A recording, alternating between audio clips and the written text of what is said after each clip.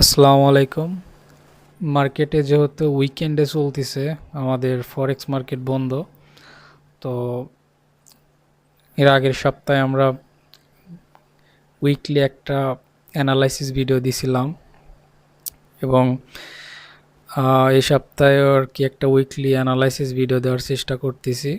তো আমরা আজকে এই ভিডিওটাতে দেখব আসলে মার্কেট ওপেন হওয়ার পর কি হতে পারে। যেহেতু মার্কেট বন্ধ, প্রাইস অ্যাকশন ওইভাবে আসলে বলা সম্ভব না। তারপর আমরা চেষ্টা করব যে আসলে মার্কেট মানে সামনের সপ্তাহে বা ওপেন হওয়ার পরে কি হতে পারে। এটা একদম আমার ব্যক্তিগত অ্যানালাইসিস। এইখানে আপনারা শুধু আপনাদের নিজস্ব অ্যানালাইসিসের উপরে ফোকাস করবেন। জাস্ট আমার অ্যানালাইসিসটাকে আপনাদের অ্যানালাইসিসের সাথে মার্জ করে দেখতে পারেন। তো চলেন একে একে শুরু করি। তো প্রথমে আমরা যে চার্টটা আসলে দেখব সেটা হচ্ছে NS 100 বা US টেক 100, যেটাই বলুক। এটা দিয়ে আমরা প্রথমে শুরু করব। তো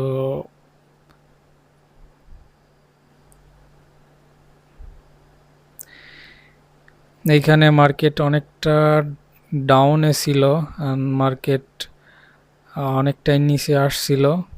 আমরা যদি একটা জোন ধরি, তো এই জোনটা থেকে মার্কেট অনেকটাই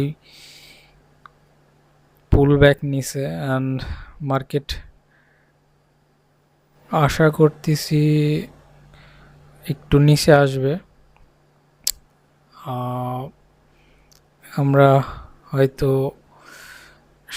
এই জোনটা থেকে বাইং অপরচুনিটি খুঁজতে পারি 27,549 এই লেভেলে। এইখান থেকে একটা বাইং অপরচুনিটি হতে পারে। আর যদি আমরা উপর থেকে দেখি তাহলে আপনার এক্স্যাক্ট হ্যাঁ এইখানেই একটা ইমব্যালেন্স আছে, অ্যান্ড আপসাইডে লিকুইডিটি জমা আছে। তো এই দুইটা জোন আমরা পরবর্তীতে দেখতে পারি মার্কেট ওপেন হলে। অ্যান্ড যদি ইউডি US ডলারে আসি, এইখানে আমরা দেখতে পারতেছি মার্কেটে ভালো একটা আপ মুভ হয়েছে, অ্যান্ড অনেকটা রিকভারি করে নিয়েছিল মার্কেট।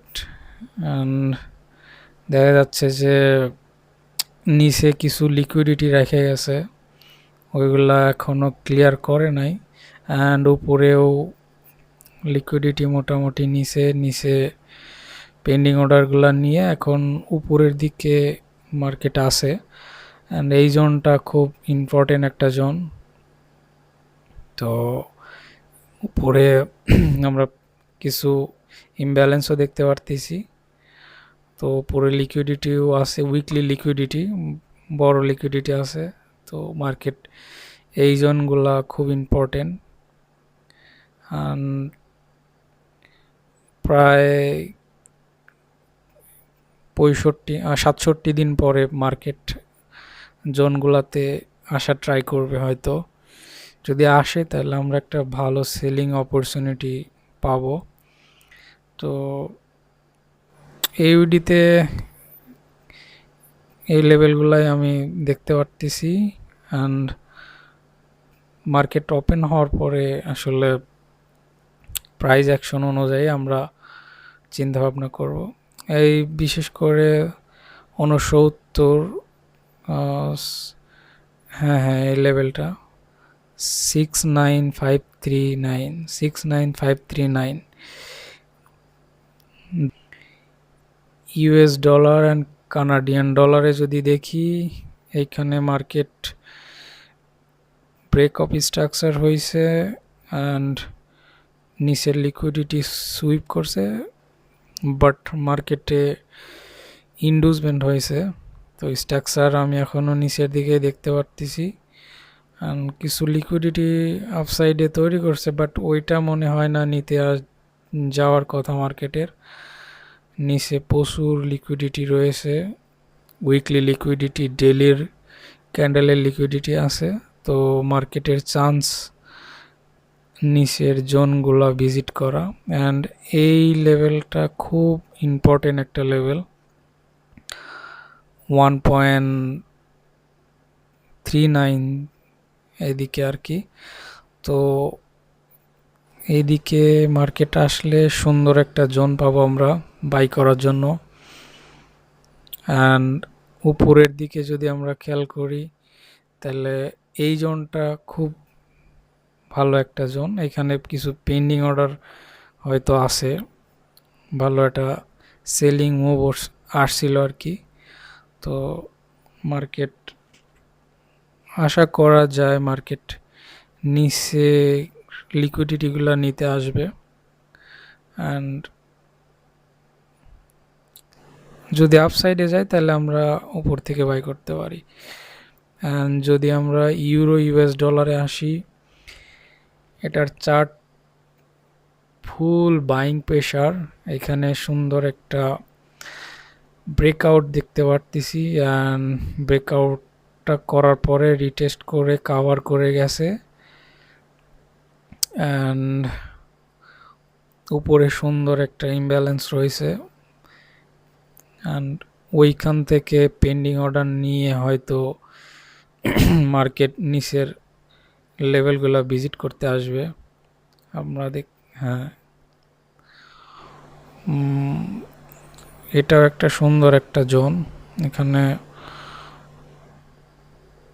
বাইং প্রেশার হয়েছিল প্রচুর। তো এই যে বড় বড় ক্যান্ডেলগুলো, এগুলো হচ্ছে আপনার ইনস্টিটিউশন ক্যান্ডেল। তো এই ক্যান্ডেলগুলো এমনি এমনি হয় না, এখানে প্রচুর পরিমাণে পেন্ডিং অর্ডার থাকে বা হিউজ অ্যামাউন্টের অর্ডার হয়। তো এখানে সব অর্ডারগুলো এক্সিকিউট হয় না।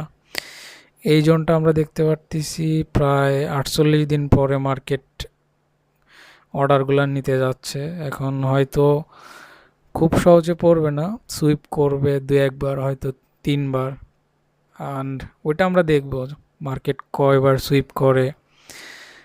অ্যান্ড উপরে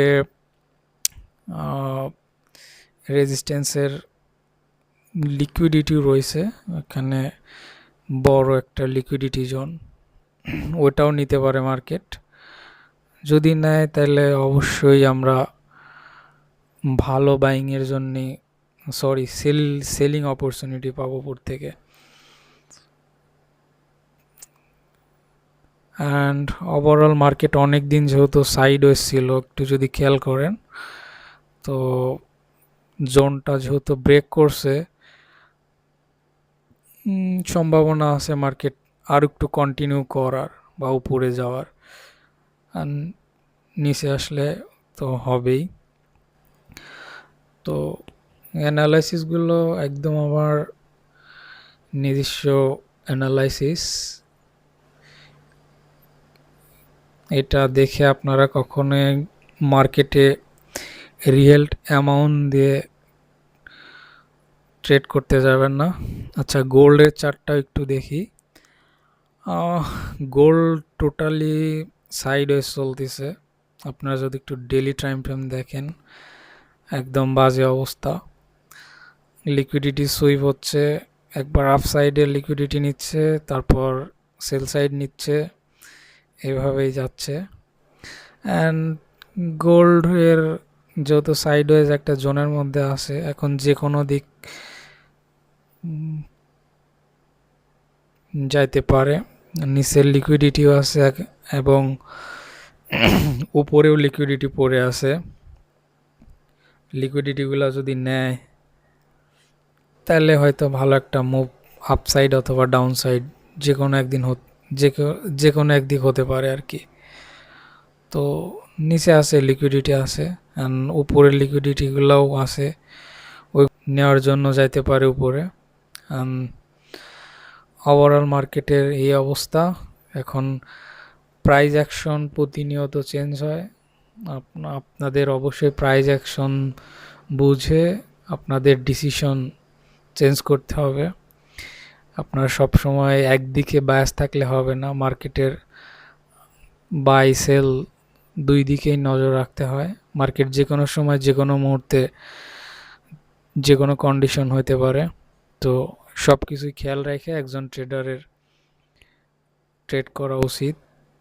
অনেক কিছু দেখতে হয় আর কি।